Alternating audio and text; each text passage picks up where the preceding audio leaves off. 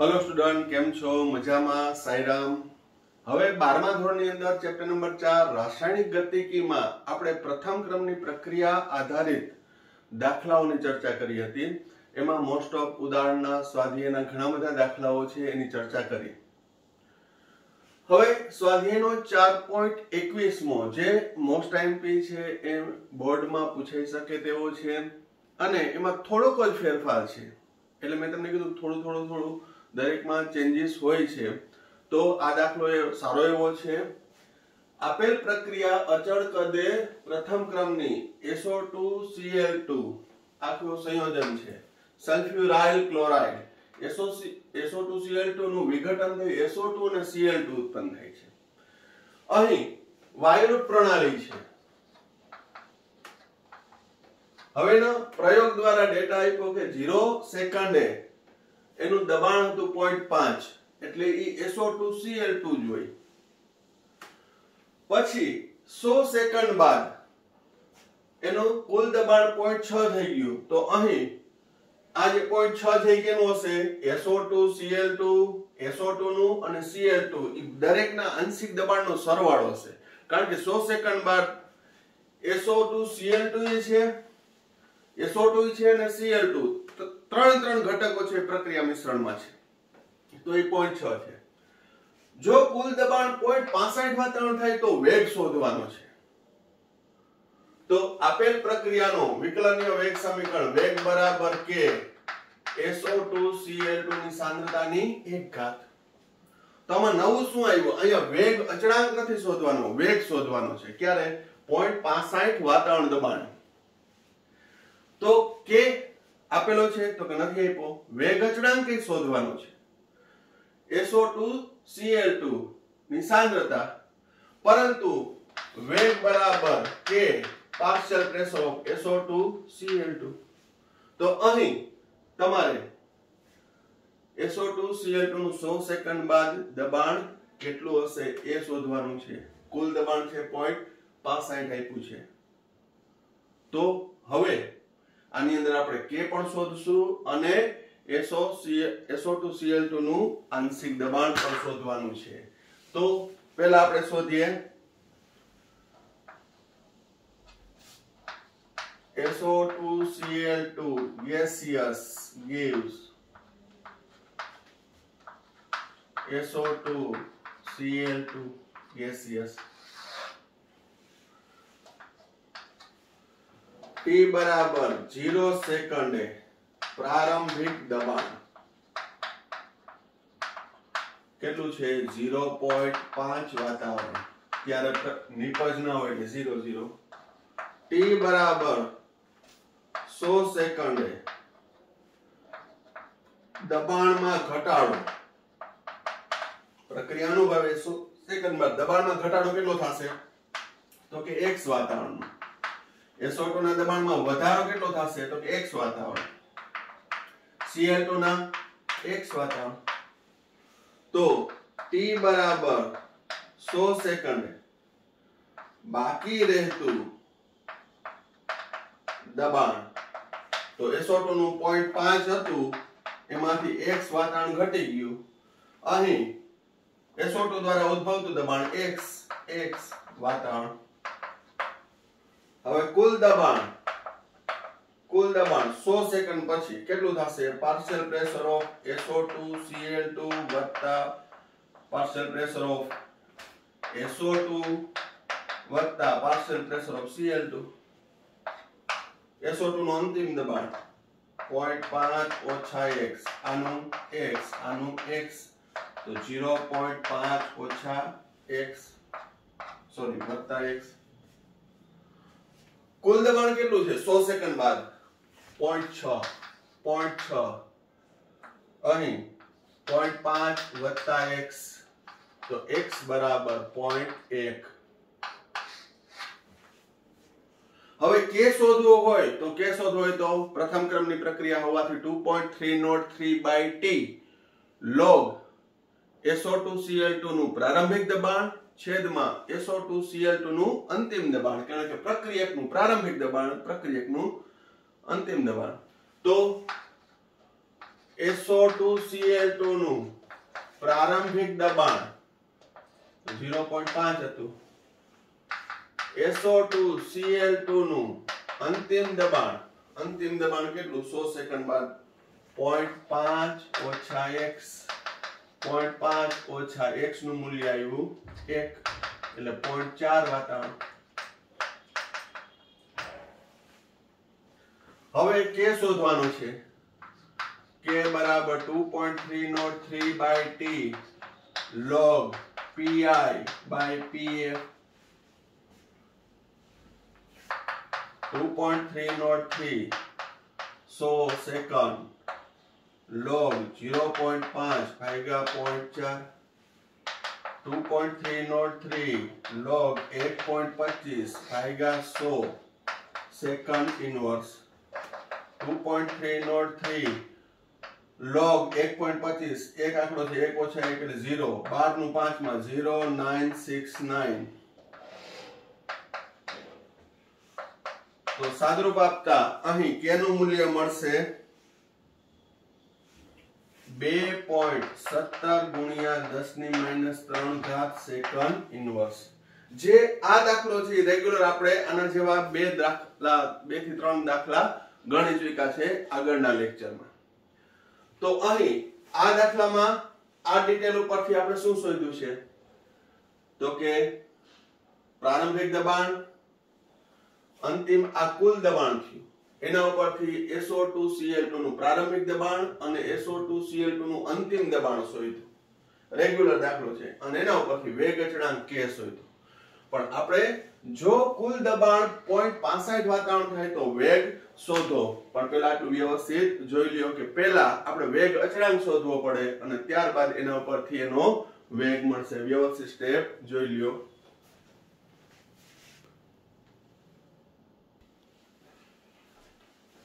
હવે જો કુલ દબાણ છે એ 0.65 હોય તો કુલ દબાણ 0.65. SO2 નું અંતિમ દબાણ 0.5 ઓછા x વત્તા x વત્તા x. 0.65 બરાબર 0.5 વત્તા x તો x બરાબર 0.15. તો SO2 નું અંતિમ દબાણ PF 0.5 ઓછા x નું મૂલ્ય કેટલું આવ્યું 0.15 એટલે 0.5 ઓછા 0.15 એટલે 0.35 વાતાવરણ. જો 0.65 વાતાવરણ કુલ દબાણ થાય તો એમાં SO2 નું અંતિમ દબાણ કેટલું થશે 0.35. હવે વેગ બરાબર minus dSO2Cl2 by dt equal to k SO2Cl2 નું અંતિમ દબાણ k partial pressure of SO2Cl2 power 1 કારણ કે પ્રથમ ક્રમની છે તો વેગ બરાબર મૂલ્ય મૂકી દો. k નું મૂલ્ય 2.23 આવતું હતું, ભૂલ હતી 2.17 નહીં પણ 2.23 ગુણ્યા 10⁻³ સેકન્ડ ઇનવર્સ. અને અહીં SO2 નું અંતિમ દબાણ 0.35 વાતાવરણ. સાદરૂપ આપતા જવાબ આવશે 7.8 ગુણ્યા 10⁻⁴ વાતાવરણ પ્રતિ સેકન્ડ. તો જો કુલ દબાણ 0.65 થાય તો એનો વેગ થશે 7.8 ગુણ્યા 10⁻⁴ વાતાવરણ પ્રતિ સેકન્ડ. તો આ એક એડિશનલ પોઈન્ટ હતો આગળના દાખલા કરતા. બરોબર. બાકી કાળજી રાખવાની કારણ કે આમાં 11th નો સંતુલનનો ડાલ્ટનના નિયમનો કન્સેપ્ટ આવે છે.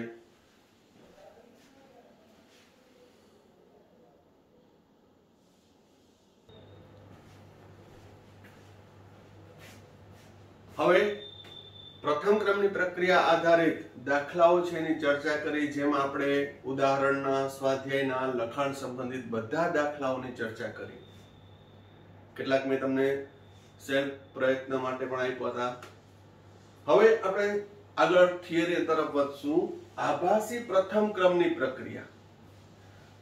પ્રથમ ક્રમની પ્રક્રિયા તો આપણે ભણી ગયા કે પ્રક્રિયાનો વેગ છે એ પ્રક્રિયકની સાંદ્રતાના સમપ્રમાણમાં હોય છે, બરોબર? એટલે એની પ્રક્રિયકની સાંદ્રતાની 1 ઘાત. પરંતુ આભાસી એટલે વર્ચ્યુઅલ, સ્યુડો, વાસ્તવમાં ના હોય, વાસ્તવિક ના હોય તેવી આભાસી. તો આભાસી પ્રથમ ક્રમની પ્રક્રિયા શું? તો કે કેટલીક વખત છે એ જુદી જુદી પરિસ્થિતિના આધારે છે એ પ્રક્રિયા ક્રમ બદલાઈ શકે. મેં તમને કીધું કે પ્રક્રિયા ક્રમ બદલાય, વેગ બદલાય, ઇવન વેગ અચળાંક પણ બદલાય, તાપમાન બદલાતા વેગ અચળાંક પણ બદલાય, પ્રક્રિયા ક્રમ પણ બદલાય, અર્ધાયુ સમય બદલાય.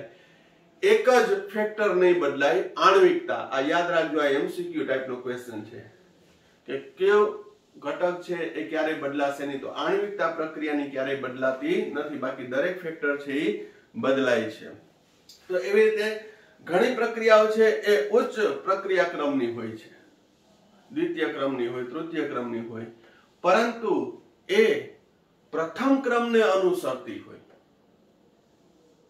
તો એવી પ્રક્રિયાને શું કહેવું? વાસ્તવમાં એનો ક્રમ છે એ ઊંચો હોય, પણ છતાંય પ્રક્રિયાનો વેગ છે એ પ્રક્રિયકની સાંદ્રતાના સમપ્રમાણમાં હોય, એટલે કે એ પ્રથમ ક્રમની પ્રક્રિયાને અનુસરતું હોય. તો અહીંયા હું ગમે તેટલી ચર્ચા કરું પણ એક એક્ઝામ્પલ આપું એટલે તરત જ તમને આભાસી પ્રથમ ક્રમની પ્રક્રિયા શું છે એ ખ્યાલ આવી જાય, બરોબર? તો પહેલા એક્ઝામ્પલ જોઈએ.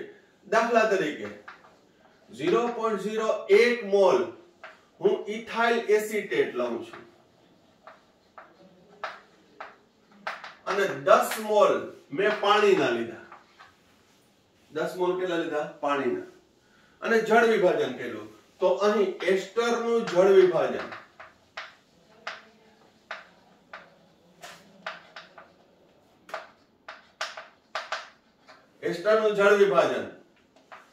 CH3COO CH2CH3 વત્તા H2O.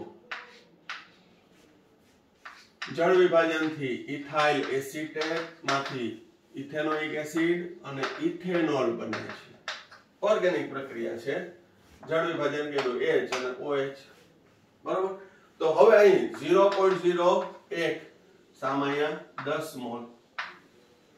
શરૂઆતમાં 0 હતા, પણ જેવું જળ વિભાજન થયું ત્યારે વપરાતા પ્રક્રિયકના મોલ 0.01 મોલ સામે પાણીના 0.01 મોલ, નિપજ 0.01 મોલ, 0.01 મોલ. બાકી કેટલું રહે? તો આ 0. ઇથાઇલ એસિટેટ વપરાઈ ગયો, અહીં 10 માંથી 0.01 એટલે 9.99 મોલ. 0.01. તો અહીં કહેવાનો ભાવાર્થ શું છે કે પ્રક્રિયક ઇથાઇલ એસિટેટ સંપૂર્ણ વપરાઈ ગયો, પરંતુ પાણીની સાંદ્રતામાં બિલકુલ નહિવત ફેરફાર પડ્યો, 9.99 મોલ એટલે અરાઉન્ડ 10 મોલ જ. એટલે અહીં બીજો પ્રક્રિયક પાણીની સાંદ્રતા ઓલમોસ્ટ અચળ રહે છે. અને જો પાણીની સાંદ્રતા અચળ રહેતી હોય તો તેના વેગના સંદર્ભમાં એને દર્શાવવાની જરૂર પડતી નથી. આપણે વિકલનીય વેગ સમીકરણ, વેગ રજૂઆત એમાં પણ આવી ગયું કે અહીં જળ વિભાજનમાં પાણીની સાંદ્રતા અચળ રહે છે. આથી હું જો આ સમીકરણની અંદર લખું અચળ નથી એમ લખું તો શું આવે? પ્રક્રિયાનો વેગ બરાબર કે અહીંયા લખું એસ્ટરની સાંદ્રતા ની 1 ઘાત, પાણીની સાંદ્રતાની 1 ઘાત. કારણ કે આણ્વિકતા 2 છે, 1 ને 1 2. એક ઇથાઇલ એસિટેટ અને એક પાણી, એટલે આણ્વિકતા 2 છે અને પ્રારંભિક પ્રક્રિયા છે. સીધું જ જળ વિભાજન થઈ ઇથેનોઇક એસિડ અને ઇથેનોલ મળે છે.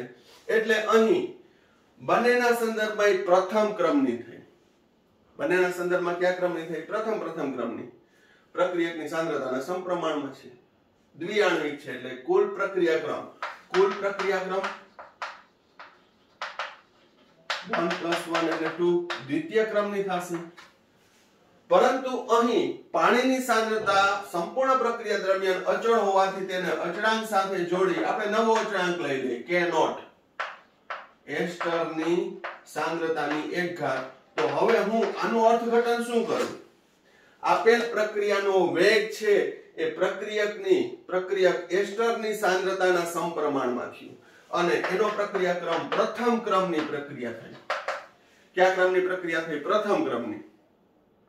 વાસ્તવમાં એ દ્વિતીય ક્રમની છે, પરંતુ પાણીની સાંદ્રતા છે અચળ હોવાથી તેને અચળાંક સાથે જોડી નવો અચળાંક મૂક્યો. અહીં K0 equal to K into H2O ની સાંદ્રતા જે અચળ છે તો છે કેવી? હવે કેવી દેખાય છે? તો કે પ્રથમ ક્રમની.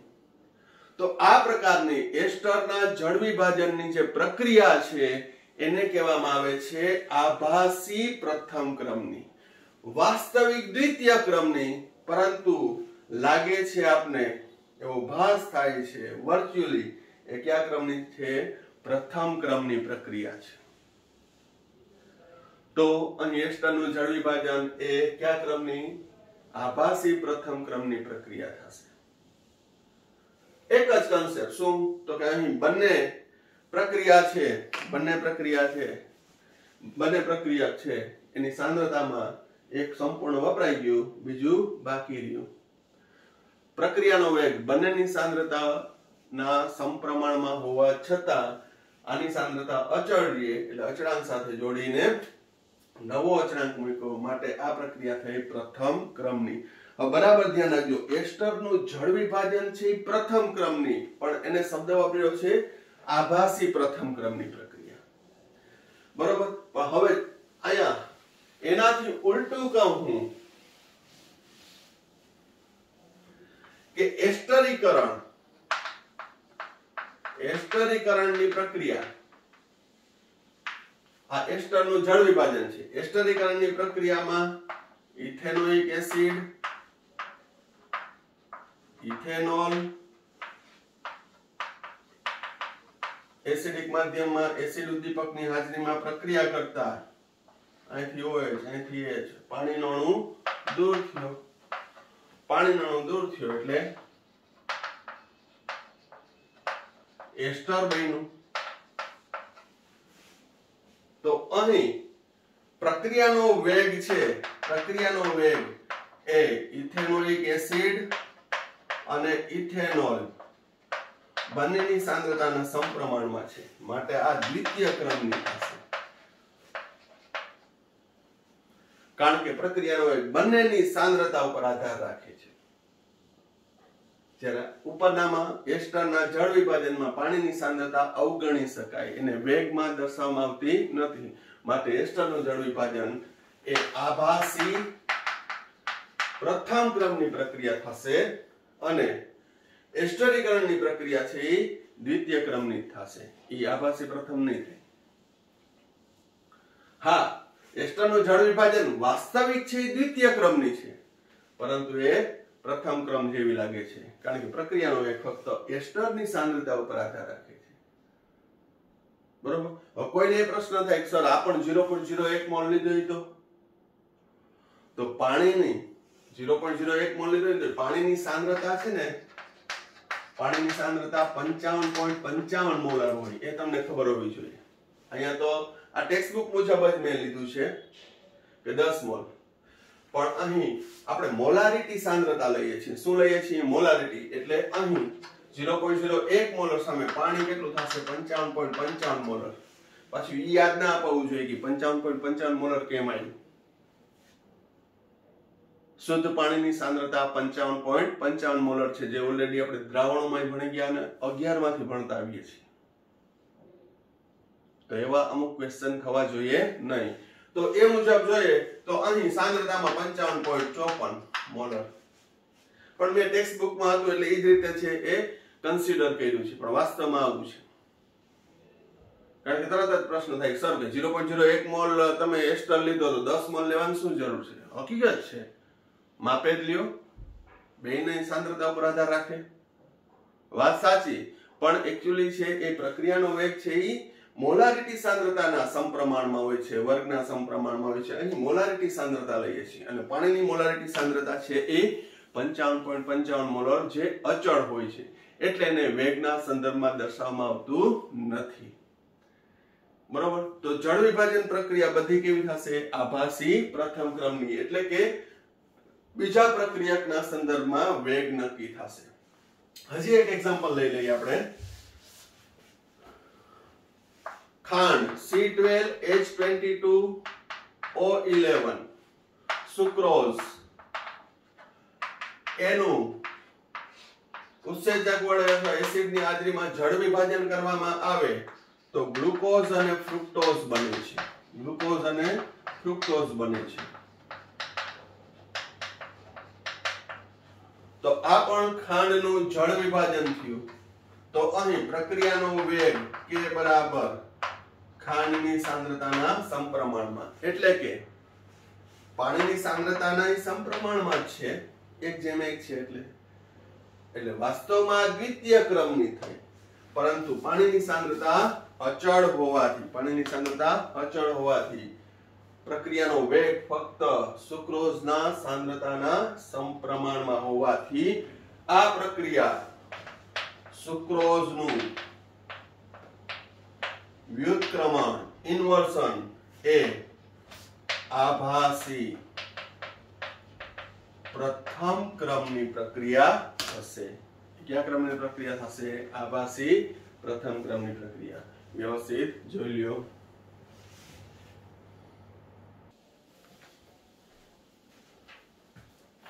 હવે સ્વાધ્યાયનો 4.8 માં આભાસી પ્રથમ ક્રમની પ્રક્રિયા, પાણીમાં આભાસી પ્રથમ ક્રમની પ્રક્રિયા છે એનો ડેટા આપેલો છે. સમય સેકન્ડમાં 0, 30, 60, 90. પ્રક્રિયકની સાંદ્રતા 0.55 મોલર, 0.31, 0.17 અને 0.085. આ રકમમાં થોડું મોડિફાઈ કર્યું છે. 30 થી 60 સેકન્ડ વચ્ચે સરેરાશ વેગ શોધો અને વેગ અચળાંક પણ શોધો. એમાં ખાલી 30 અને 60 વચ્ચે સરેરાશ વેગ શોધો. બરોબર. સાથે સાથે આપણે વેગ અચળાંક પણ શોધશું. આભાસી પ્રથમ ક્રમની પ્રક્રિયા છે. તો 30 થી 60 વચ્ચેનો સરેરાશ વેગ, તો t1 બરાબર 30 સેકન્ડે પ્રક્રિયકની સાંદ્રતા r1, 30 સેકન્ડ છે 0.31 મોલર. t2 બરાબર 60 સેકન્ડે પ્રક્રિયકની સાંદ્રતા ઘટીને 60 સેકન્ડે 0.17 મોલર થઈ છે.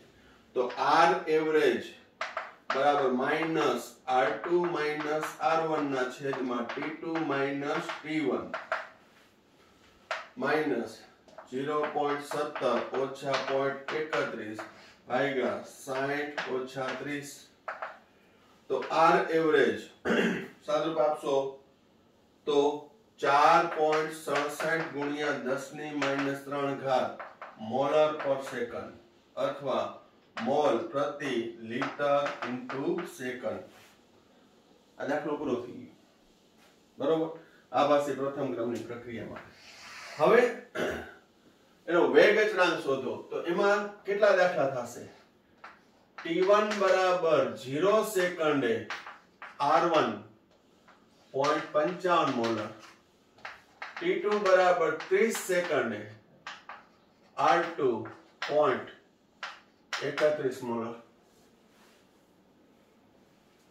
તો k બરાબર 2.303 by t2 minus t1 log r1 ની સાંદ્રતા by r2 ની સાંદ્રતા. આ સમીકરણ આવશે.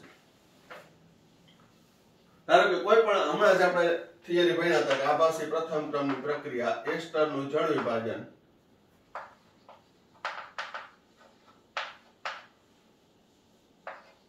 ઇથેનોઇક એસિડ વત્તા ઇથેનોલ, તો એનો KH2O આમ આવે. KH2O equal to 2.303 by T2 minus T1 log એસ્ટરની પ્રારંભિક સાંદ્રતા છેદમાં એસ્ટરની અંતિમ સાંદ્રતા. આ સૂત્ર આવે, પણ એ જૂના કોર્સમાં આવતું, પણ નોલેજમાં હોવું જોઈએ કે KH2O શોધીએ છીએ. બરોબર. તો આગળના દાખલા ગણ્યાની છે, આમાં મૂલ્ય મૂકી દેવાના છે. 2.303 30 - 0 log 0.55 ના છેદમાં 0.31 લોગ આપી અને સાદુરૂપ આપશો તો તમારો જવાબ થશે 1.92 ગુણ્યા 10⁻2 સેકન્ડ ઇન્વર્સ અને K1 કયો. હવે બીજો T1 બરાબર 0 સેકન્ડે R1 0.55 મોલર, T2 બરાબર 60 સેકન્ડે.